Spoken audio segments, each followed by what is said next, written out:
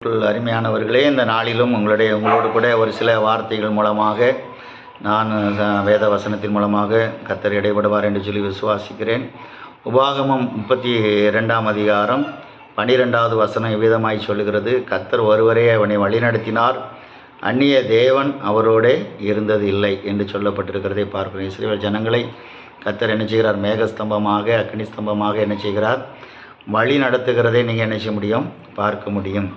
அதே போல் நம்முடைய வாழ்க்கையிலும் கர்த்தர் நம்மளை பிரித்து எடுத்து இன்றைக்கி ரட்சிப்பின் அனுபவத்தை கொடுத்து அவருடைய இரத்தத்தினாலே நம்மை கழுவி சுத்திகரித்து தேவன் விரும்புகிற பிரகாரமாக என்ன செய்கிறார்? நம்மை நடத்துகிறார். சங்கீதம் 78:59 சொல்லப்படுகிறது,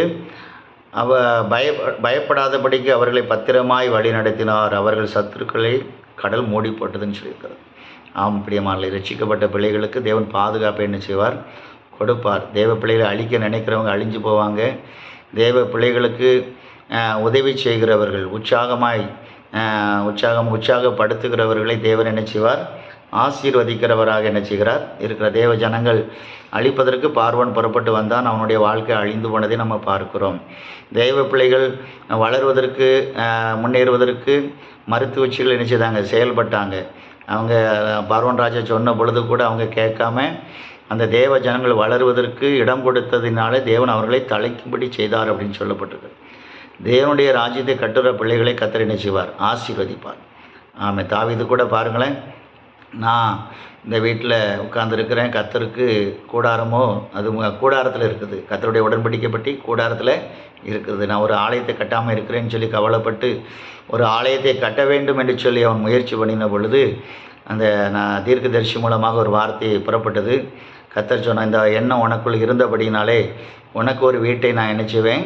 கட்டுவேன். அவன் வீட்டை கட்டி தான் குடியிருந்தான். ஆனாலும் என்ன, அதுக்கு என்ன அர்த்தம் அப்படின்னா, அந்த வாழ்க்கையில் குடும்பத்தை கர்த்தர் கட்டி எழுப்புகிறார்.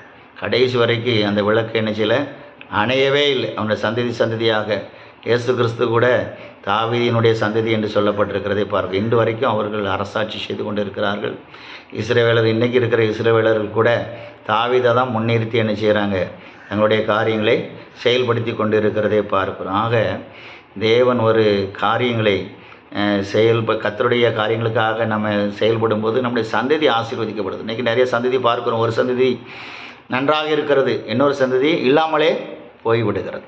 ஆமாம், அதனால் தேவனுடைய சந்ததி ஆசீர்வதிக்கப்படணும், காலங்காலமாக நின்று கனி கொடுக்கணும். அதுதான் கர்த்தர் என்ன செய்கிறார்? விரும்புகிறார். சங்கீதம் 48:14 சொல்லப்பட்டிருக்கிற, இந்த தேவன் என்றென்றுமுள்ள சதா காலங்களிலும் நம்முடைய தேவன் மரண பரியந்தம் நம்மை நடத்துவார் அப்படின்னு சொல்லியிருக்கு. கர்த்தர் உங்களுக்கு எவ்வளவு காலம் வச்சுருக்கிறோ அந்த காலம் வரைக்கும் என்ன செய்வார்? நடத்துவார். நம்ம 100 வயசு வரைக்கும் நமக்கு வச்சுருந்தா 100 வயசு வரைக்கும் என்ன செய்வார்? நடத்துவார். ஆமாம், கடைசி வரைக்கும் உயிர் வாழ பண்ணுகிறது மாத்திரமில்ல, ஆரோக்கியமாக வாழ பண்ண, அதான் முக்கியம். அதனால் இன்றைக்கி எந்த சூழ்நிலைகள் இருந்தாலும் கர்த்தரை நம்புங்க. இந்த ஆரோக்கியத்தை கெடுக்கிற பிசாசு உங்கள் சரீரத்துலேருந்து என்ன செஞ்சிடும்? வெளியே போயிடும். ஆரோக்கியத்தை கெடுக்கிற ஆவிகள் வெளியே போயிடும். ஆரோக்கியத்தை கெடுக்கிற சாபங்கள் நீங்கி போயிடும். ஆரோக்கியத்தை கெடுக்கிற தீமைகள் அகண்டு போயிடும். எண்ணங்கள் மூலமாக சில ஆரோக்கிய கெடுதல் நமக்குள்ளே வரலாம். நிறைய சிந்தித்து கவலைப்பட்டுகிட்டே இருப்பாங்க, அதனால நம்ம சரீரம் கெட்டு போயிடும். அதனால் கவலைப்படாதபடி நம்ம வாழும்படி தேவன் நம்ம என்ன செய்கிறார்? தெரிந்து கொள்ளுகிறார். எசாயா 40:11 சொல்லப்பட்டிருக்கிறது, மேய்ப்பனை போல தமது மந்தையை மேய்ப்பார், ஆட்டுக்குட்டிகளை தமது புயத்தினால் சேர்த்து தமது மடியிலே சுமந்து கரவலாடுகளை மெதுவாய் நடத்துவார் என்று சொல்லப்பட்டிருக்கிறது பார்க்கிறோம். மேய்ப்பனை போல ஒரு மேய்ப்பன் தன்னுடைய ஆடுகளை எங்கே மேய்ச்சல் இருக்கிறதோ அந்த இடத்துக்கு என்ன செய்கிறாங்க? கொண்டு போகிறாங்க. எங்கே நீரூற்று இருக்கிறதோ அங்கே தண்ணீர் காட்டுவதற்காக அழைத்து கொண்டு போகிறார்கள். அந்த ஓநாய்கள் நரிகள் வராதபடிக்கு அந்த ஆடுகளை பாதுகாக்கிறாங்க. அதே போல் தான் கர்த்தர் இன்றைக்கு உங்களை பாதுகாக்கிறவராக என்ன செய்கிறார்? இருக்கிறார். எந்த சத்துருவங்களை உங்களுடைய ஜீவனுக்கு விரோதமாக வராதபடிக்கும், உங்களுடைய ஆசீர்வாதங்களை திருடாதபடிக்கும், உங்களுடைய வாழ்க்கையில் எந்த தீமைகளை கொண்டு வராதபடிக்கும் கர்த்தர் தம்முடைய பிள்ளைகளுக்கு ரட்சிப்பை கொடுக்கும்படி அந்த காரியத்தை என்ன செய்கிறார் பிரியமானவர்கள். அதனால் இந்த நாட்களில் ஒரு மேய்ப்பனை போல் நீங்கள் கூட உங்கள் பிள்ளைகளை எப்படி நடத்துக்கிறீங்க? எங்கள் பிள்ளைகள் நல்லா இருக்கணும், பாதுகாப்பாக இருக்கணும்னு சொல்லி நினைக்கிறாங்க. அதை விட 100 மடங்கு அதிகமாய் தேவன் நம்ம மேலே அன்பு செலுத்துவார். நம்ம அவரிடத்தில் செலுத்தும் போது ஒரு கலசம் தண்ணீர் கொடுத்தா கூட அதற்கான பலனை பெறாமல் பெற்றுக்கொள்ளாமல் போவதில்லை என்று சொல்லியிருக்கார். ஒரு கிளாஸ் தண்ணீருக்கு கூட. அப்போ நம்ம தேவனுடைய பிள்ளைகள், அவர் ரத்தத்தினால் கழுவப்பட்டிருக்கிறோம். அவருக்கு நம்ம காணிக்கைகளை கொடுக்குறோம். அவருக்கு நம்ம நேரத்தை செலவழிக்கிறோம். அவருடைய ராஜ்யத்தை கட்டுகிறோம். அவர் நிச்சயமாக நம்ம என்ன செய்ய மாட்டார், கைவிடவே மாட்டார். எரேமியா 50ஆம் அதிகாரம் 34ஆம் வசனம் இவ்விதமாய் சொல்லுகிறது, அவர்களுடைய மீட்பரோவெனில் வல்லமையுள்ளவர். சேனையின் கர்த்தர் என்பது அவருடைய நாமம். தேசத்தை இளைப்பாறை பண்ணுவதற்கும் பாபிலோன் குடிகளை தத்தளிக்க பண்ணுவதற்கும் அவருடைய வழக்கை அவர் நடத்துவார்னு சொல்லுகிறது. கர்த்தர் மீட்பர். எதிலிருந்தெல்லாம் மீட்பார்? சாபங்களிலிருந்து நம்மை மீட்பார், பிரச்சனைகளிலிருந்து நமக்கு மீட்பார்.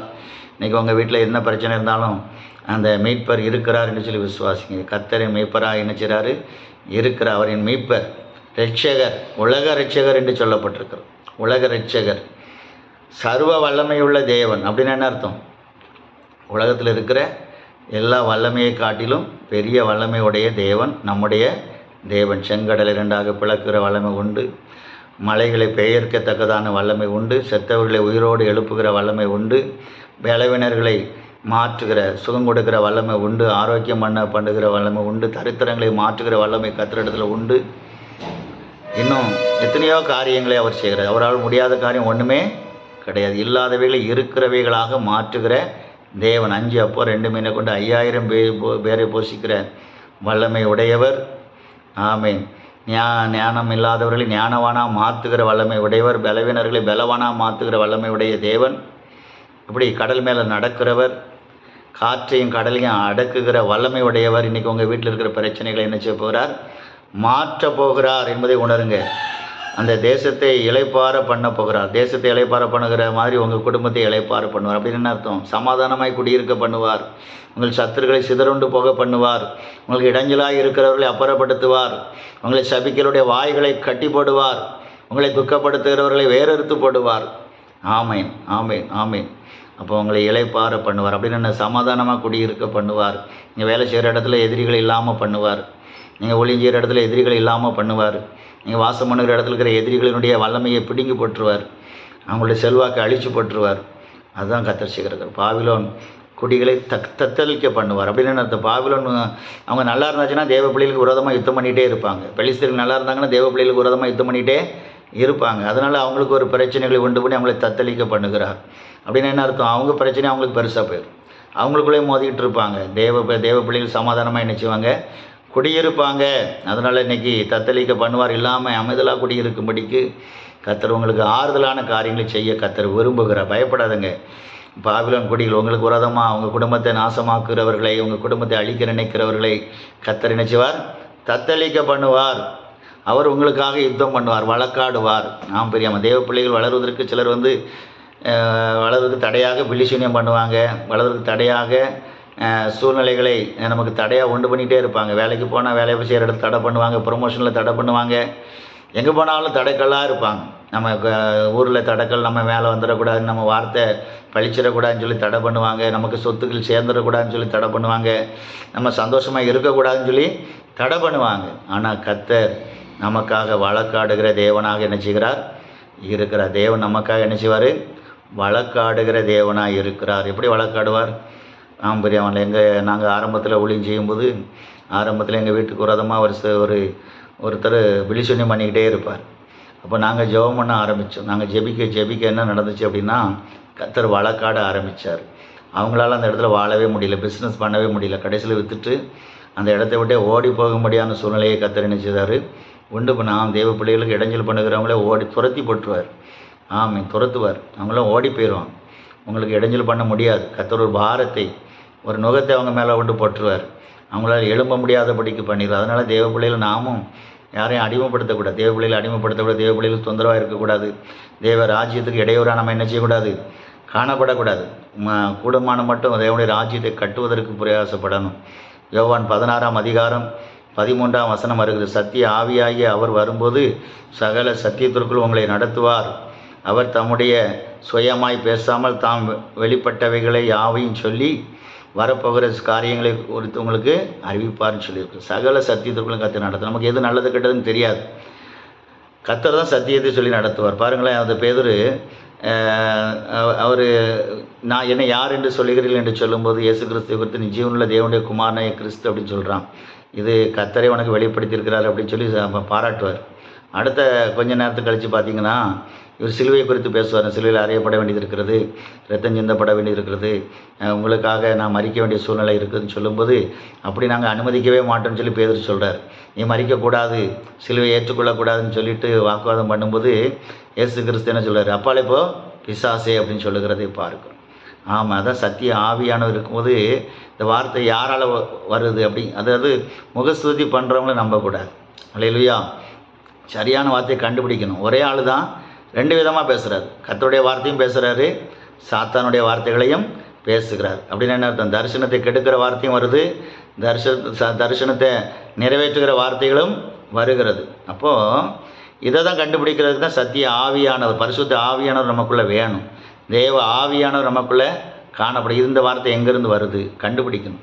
கண்டுபிடிச்சு அதை சரிப்படுத்தணும். கர்த்தர் நம்மை ஆசீர்வதிக்கிற தேவன், நம்மை உயர்த்துகிற தேவன் என்பதை அறிந்து கொள்ளணும். வெளிப்படுத்தின 7ஆம் அதிகாரம் 17ஆம் வசனம் வீதமாய் சொல்லுகிறது, சிங்காசனத்தின் மத்தியில் இருக்கிற ஆட்டுக்குட்டியானவரை இவர்களை மேய்த்து இவர்களை ஜீவ தண்ணீருள்ள நூற்றண்டைக்கு நடத்துவார். தேவன் தாமே இவருடைய கண்ணீர்கள் யாவையும் துடைப்பார் என்று சொல்லியிருக்கிறது. பிரியமான உங்களுடைய கஷ்டங்களை நீக்குவதற்கு, உங்கள் கண்ணீரை துடைப்பதற்கு சிங்காசனத்தின் மத்தியில் இருக்கிற தேவ ஆட்டுக்குட்டியானவர் யார்? இயேசு கிறிஸ்து தான்.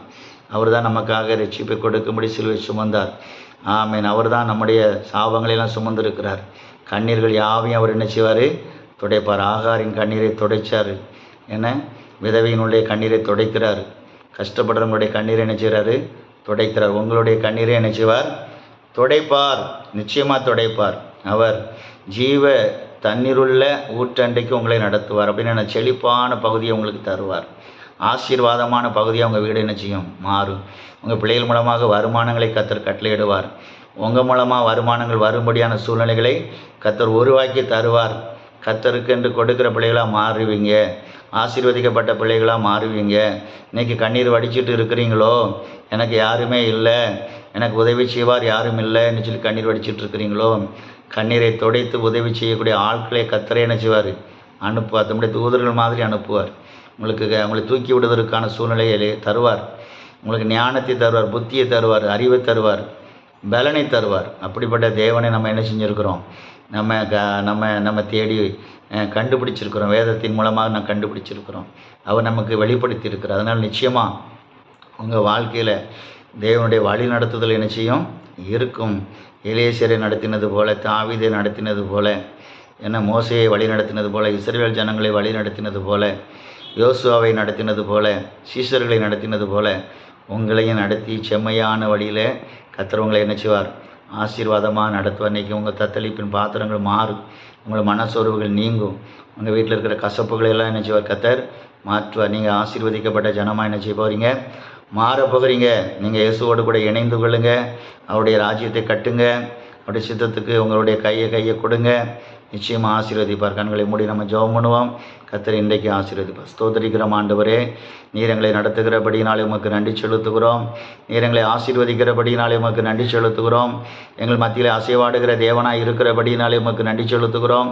இன்று முதல் நீர் எங்களை ஆசீர்வதிக்க வேண்டும் என்று சொல்லி நாங்கள் ஜெபிக்கிறோம். கர்த்தாவே, பிள்ளைகள் தடுமாறக்கூடாது, பிள்ளைகள் வேதனைப்படக்கூடாது, பிள்ளைகளுடைய கண்ணீர்கள் யாவையும் நீர் துடைக்க வேண்டும் என்று சொல்லி ஜெபிக்கிறேன். ஐயா, செம்மையான வழியில் நடத்துங்கப்பா.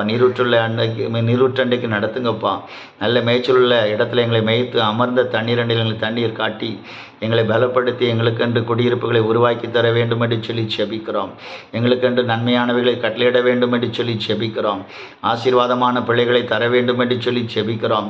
ஆசீர்வாதமான வேலையை தர வேண்டும் என்று சொல்லி ஜெபிக்கிறோம். ஆசீர்வாதமான ஒரு சூழ்நிலையை உண்டு பண்ணி தர வேண்டும் என்று சொல்லி ஜெபிக்கிறோம்.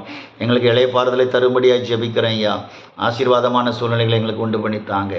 எங்களுடைய வாழ்க்கை நீங்கள் ஆசீர்வதித்தபடி நான் நமக்கு நன்றி செலுத்துகிறோம். பலப்படுத்தி ஆசீர்வதிங்க. இயேசுவின் மூலம் பிதாவே. ஆமென், ஆமென்.